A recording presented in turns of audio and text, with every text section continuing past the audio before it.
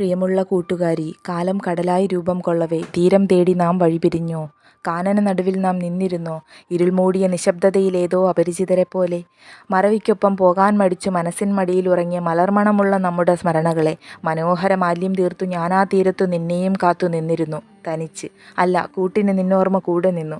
നമ്മുടെ ഗതകാല നിഗമങ്ങൾ നിരന്തരമായിരുന്നെങ്കിലെന്ന് ഞാൻ ഓർത്തുപോയി. മുറിഞ്ഞുപോയ വേരിൻ പടർപ്പുകൾ ഒരു നാൾ ഞാൻ ഏതോ ഏകാന്ത തീരത്തു നിന്നും കണ്ടെടുത്തു. എന്നാൽ അപ്പോഴേക്കും നിന്നിലെ, അല്ല നമുക്കിടയിലെ നാഴിക നേരങ്ങൾ ശോഷിച്ചിരുന്നു. നിറങ്ങൾ ദ്രവിച്ചിരുന്നു. നയനങ്ങളിലെ നീർധാര വറ്റി വരണ്ടിരുന്നു.